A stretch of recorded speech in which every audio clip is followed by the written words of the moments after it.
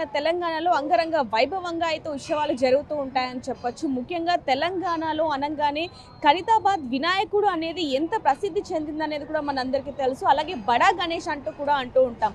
అయితే ఇంకా వినాయక చవితికి నెల రోజుల్లో ఉన్న కారణంగా మరి ఇప్పుడు మన బడా వినాయకుడు ఏ విధంగా ముస్తాబవుతున్నాడు, భక్తులకి ఏ విధంగా ఏ రూపంలో దర్శనం ఇస్తున్నాడు అనేది కూడా ఒకసారి కనుక్కునే ప్రయత్నం చేద్దాం. అంతకంటే ముందుగా చూసుకుంటే ఈ సంవత్సరం 71 ఏళ్ళు పూర్తయిన సందర్భంగా మహా వినాయకుడిని ఈసారి 69 అడుగుల రూపంలో అయితే భక్తులకి దర్శనం ఇవ్వబోతున్నట్టుగా అయితే తెలుస్తుందని చెప్పొచ్చు. మనం చూడొచ్చు శ్రీ విశ్వశాంతి మహాశక్తి గణపతిగా ఈసారి అందరికీ కూడా భక్తులందరికీ కూడా దర్శనం ఇవ్వబోతున్నాడు బడా గణేష్ అని చెప్పొచ్చు. వీటికి సంబంధించి ఇప్పుడు మనతో పాటు గణేష్ ఉత్సవ కమిటీకి సంబంధించి కొంతమంది మనతో పాటు ఉన్నారు. వారితో మాట్లాడి మరిన్ని వివరాలు కూడా తెలుసుకుందాం. నమస్తే అన్న. నమస్తే అమ్మ. ఈ ఇయర్కి 71 సంవత్సరాలు పూర్తి చేసుకున్నాము. అంటే ప్రతి సంవత్సరం కూడా వినాయకుడు పెరుగుతూనే ఉన్నారు, ముఖ్యంగా భక్తులు కూడా పెరుగుతున్నారు అని చెప్పొచ్చు. ఎలా అనిపిస్తుంది భక్తులకు వినాయకుడిని? ఈడొక పవర్ ఉందమ్మా. ఈడొక భగవంతుడు సాక్షాత్తు ఈ 9 రోజులు వచ్చి ఇక్కడ భగవంతుడు ఖైరతాబాద్ వెలుస్తాడు. ఎందుకంటే ప్రపంచం మొత్తంలో ఇంత పెద్ద వినాయకుని ఏడ చేయరు. మీరు అందరు 100 అడుగులు అంటారు, 110 అడుగులు అంటారు, కానీ మన గణేశుని కంటే ఎత్తు ఎక్కడ చేయరు. ఇంకోటి ఏంటంటే ఎవరు వినాయకుని చేసినా కానీ అక్కడనే నిమజ్జనం చేస్తారు. కానీ మన ఖైరతాబాద్ వినాయకుడు ఎట్లా అంటే దాదాపు 100 రోజులు సమయం తీసుకుంటాం తయారు చేయడానికి. దాదాపు 100 నుంచి 150 మంది మధ్య కళాకారులు, అది కార్పెంటర్లు కావచ్చు, వెల్డర్లు కావచ్చు, తమిళనాడు, ఒరిస్సా, బాంబే నుంచి వచ్చిన కళాకారులు దాదాపు 100 రోజులు కష్టపడి ఇంత సుందరమైన వినాయకుడు రెడీ అవుతాడు. కాబట్టి ఏంటంటే భక్తులందరూ చూస్తున్నారు. ఇంకోటి ఏంటంటే భక్తులు ఇచ్చే కట్న కానుకల వల్ల ఇంత పెద్ద ఉత్సవాలు దాదాపు 70 సంవత్సరాల నుంచి అవుతాయి. ముఖ్యంగా ఇంతకుముందు జనార్దన్ రెడ్డి గారు ఉండే, ఇప్పుడు మన ఖైరతాబాద్ ఎమ్మెల్యే దానం నాగేందర్ గారు గణేష్ ఉత్సవ కమిటీ అధ్యక్షులు, వారితో పాటు సెంటర్ మిషన్ కిషన్ రెడ్డి గారు, సికింద్రాబాద్ పార్లమెంట్ సభ్యులు, అదేవిధంగా విష్ణువర్ధన్ రెడ్డి గారు, విజయారెడ్డి గారు ఖైరతాబాద్ కార్పొరేటర్, మన చింతల రామచంద్ర గారు ఎక్స్ ఎమ్మెల్యే, మరి బస్తీ ప్రజలు అందరి సహకారంతో ఈ ఉత్సవాలు చాలా ఘనంగా జరుగుతున్నాయి. వినాయకుడిని తయారు చేసే మెయిన్ శిల్పి రాజేందర్ గారు, అదేవిధంగా మరి సందీప్ రాజ్ గారు, బస్తీ పెద్దలు అందరూ ఉండి ఈ సంవత్సరం మనం థీమ్ ఏర్పాటు చేస్తున్నాం. మీరు చూడొచ్చు, మన తెలుగు ప్రజలే కావచ్చు, భారతదేశ ప్రజలు కావచ్చు, యావత్ ప్రపంచం కూడా సుఖశాంతులతో ఉండాలనే ఉద్దేశంతో మనం విశ్వశాంతి మహాశక్తి వినాయకుడిని ఏర్పాటు చేశామన్నమాట. ఇక్కడ మన ఖైరతాబాద్ వినాయకుడి స్పెషాలిటీ కూడా మనం చూడొచ్చు. న్యాచురల్ కలర్స్ అని చెప్పొచ్చు, గడ్డి, మట్టి ఇలాంటివే తప్ప ఎటువంటివి కూడా అంటే ప్రకృతికి విరుద్ధమైనవి ఏవి కూడా మనం యాడ్ చేయలేదు. చూడండి, ఇంతకుముందు ఏంటంటే కొన్ని సంవత్సరాలు అంటే 2022 వరకు మనం పిఓపి విగ్రహం చేశాము. అప్పుడు మన అక్కడ ఉన్న మన హైదరాబాద్ సివి ఆనంద్ గారు, మన కమిషనర్ గారు, అప్పుడున్న మున్సిపల్ కమిషనర్ గారు, మరి 2-3 పోలీసు అధికారులు ఇచ్చి మీరు ఖైరతాబాద్ వినాయకుడిని మట్టిలో చేసే అవకాశం ఉందా అని అడిగారు. అయితే అప్పుడు మేము ఏం చేశామంటే దీనిలో మట్టిలో నిపుణులైనటువంటి 2 కళాకారులని రాజేందర్ గారిని, అదేవిధంగా జోగారావు అనే ఒరిస్సా సంబంధించిన కళాకారుడు, తమిళనాడు సంబంధించిన ఒరిస్సా మూర్తి గారు కన్సల్ట్ చేసి 2022లో చేశాం. ఇంకోటి ఏంటంటే వినాయకుడు తయారు చేసిన తర్వాత తీసుకుపోయేటప్పుడు మనకు 2-3 గంటల సమయం ఉంటుంది. అప్పుడు కూడా వర్షం పడినా వినాయకుని విగ్రహానికి ఎటువంటి ఇబ్బంది కలగకుండా మనం ఈకో ఫ్రెండ్లీ వినాయకుని తయారు చేస్తూ ఉన్నాం అనమాట. అయితే ఈసారి మాత్రం భక్తులకి శ్రీ విశ్వశాంతి మహాశక్తి గణపతిగా అయితే దర్శనం ఇవ్వబోతున్నాడు అని చెప్పొచ్చు. మహాగణపతి ఆ పక్కన కూడా చూస్తే కూడా ఇతర దేవుళ్ళు కూడా అందరికీ దర్శనం ఇవ్వబోతున్నారు. ఏంటి స్పెషాలిటీ? చూడమ్మా, యాక్చువల్లీ వాసవి కన్యక అమ్మవారిని కూడా మేము ప్రతిష్ఠించడం జరిగిందనమాట. ఇంతకుముందు వేరే థీమ్ తీసుకున్నాము, తర్వాత మార్చి చాలామంది భక్తులు అడిగారు, రిక్వెస్ట్ చేయడం వల్ల ఈ అమ్మవారిని శిల్పి రాజేందర్ గారు చేంజ్ చేశారు. మరి అదేవిధంగా పూరి జగన్నాథ స్వామి, సుభద్రాదేవి, మరి బలరాముడు, మరి అదేవిధంగా సుదర్శనుడు మళ్ళీ విగ్రహాలు పెట్టడం జరిగిందనమాట. దీంతోపాటు శ్రీలక్ష్మి సమేత హయగ్రీవ స్వామి, అదేవిధంగా మీరు చూసినట్టే ఇక్కడ గజ్జల అమ్మవారు, ఇంతకుముందు ఈ వినాయకుని పెట్టే స్థలంలో అమ్మవారు కూడా ఉండే, ఆ అమ్మవారిని కూడా 70 సంవత్సరాల తర్వాత ఈ విగ్రహాన్ని ఇక్కడ పెట్టడం జరుగుతుందన్నమాట.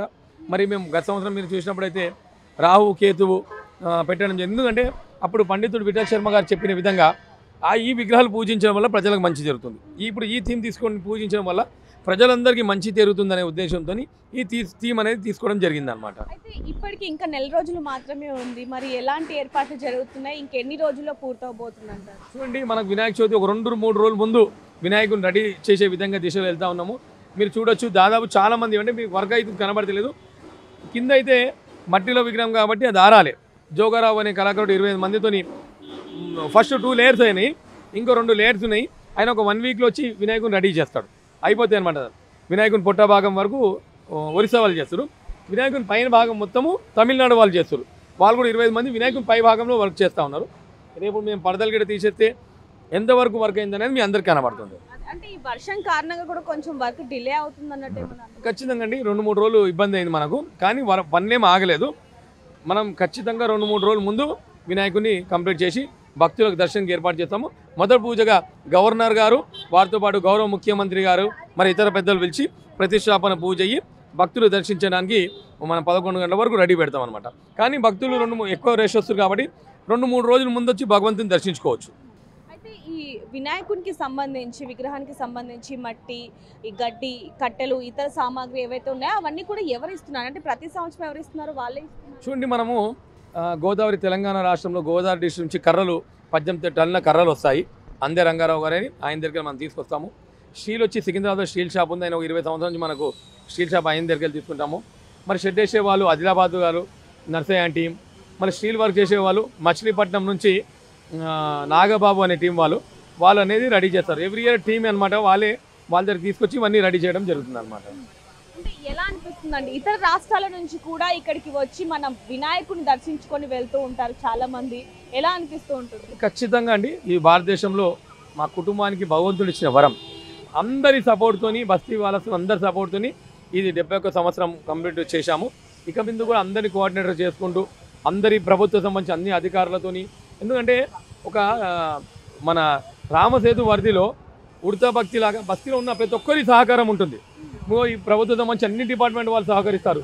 పోలీస్ సిబ్బంది కావచ్చు, ఆర్ఎన్బి డిపార్ట్మెంటు, ఫారెస్ట్ డిపార్ట్మెంటు, అదేవిధంగా జిహెచ్ఎంసి, వాటర్ వర్క్స్, అట్లా ప్రభుత్వం సంబంధించి అన్ని డిపార్ట్మెంట్ వాళ్ళు ఇక్కడ వచ్చి భగవంతుని సేవలో ఏ పని అయినా కానీ మనకు సపోర్ట్ చేయడం జరుగుతూ ఉందన్నమాట. అంటే ప్రతి సంవత్సరం లాగానే ఈ సంవత్సరం కూడా లక్షల సంఖ్యలో అయితే భక్తులు రాబోతున్నారు. ఖచ్చితంగా అండి, ఎవ్రీ ఇయర్ సంఖ్య అనేది పెరుగుతూ ఉంది. ఇంతకుముందు మనం 10 రోజులు దర్శనం ఇస్తుంటే 9 రోజులు మనం కుదించాము. 10వ రోజు దర్శనం ఏర్పాటు చేయట్లేదు అనమాట. వచ్చే భక్తులు భగవంతుని దర్శించుకొని బయటికి వెళ్ళే విధంగా అన్ని రకాలుగా ఏర్పాటు చేస్తూ ఉన్నాం. సీసీ కెమెరాస్ కావచ్చు, బ్యారికేడింగ్ కావచ్చు, అన్ని రకాలుగా అన్నీ మేము ఏర్పాటు చేయడం జరుగుతుంది అనమాట. ఒక భక్తుడు వచ్చి భగవంతుని ఈజీ దర్శించుకొని వెళ్ళే విధంగా ప్రభుత్వ సంబంధించి అన్ని డిపార్ట్మెంట్స్ కోఆర్డినేట్ చేసుకుంటూ మేము భక్తులకు అన్ని రకాలుగా ఏర్పాటు చేయడం జరుగుతుంది అనమాట. సో చూడొచ్చు, వినాయకునికి సంబంధించి ఏ విధంగా తయారయ్యే విధానాన్ని కూడా మనం చూడడం జరిగింది. అలాగే అన్ని శాఖల వాళ్ళు కూడా భక్తులకు ఎటువంటి ఇబ్బంది కలగకుండా అన్ని జాగ్రత్తలు తీసుకున్నట్టుగా అయితే చెప్తున్న పరిస్థితి అని చెప్పొచ్చు. ఏదైనప్పటికీ ఈసారి మాత్రం 71 సంవత్సరాలు పూర్తి చేసుకున్న సందర్భంగా 69 అడుగుల శ్రీ విశ్వశాంతి మహాశక్తి గణపతిగా అయితే ఈ వినాయకుడు భక్తులందరికీ కూడా దర్శనం ఇవ్వబోతున్నట్టుగా అయితే తెలుస్తుందని చెప్పొచ్చు. ప్రతి ఏడు లాగానే ఈ ఏడు కూడా ఏ భక్తులకి కూడా ఇబ్బంది కలగకుండా అడుగున సీసీటీవీ కెమెరాస్ని కూడా అమర్చడం జరిగింది. అలాగే ముఖ్యంగా మహిళలకి ఇబ్బంది కలగకుండా షీ టీమ్ని అలాగే మఫ్టీలో కూడా పోలీసులు ఉంచుతున్నారు. అదేవిధంగా అన్ని శాఖల వాళ్ళు కూడా ఖచ్చితంగా సమన్వయంతో ప్రతి ఒక్కరికి భక్తులకి కూడా ఇబ్బంది కలగకుండా చూస్తారు అనేది కూడా తెలుస్తుందని చెప్పొచ్చు. మరిన్ని వార్తల కోసం చూస్తూనే ఉండండి బిగ్ టీవీ. కెమెరామ్యాన్ లక్ష్మీకాంత్తో రిపోర్టర్ దేవిక, హైదరాబాద్.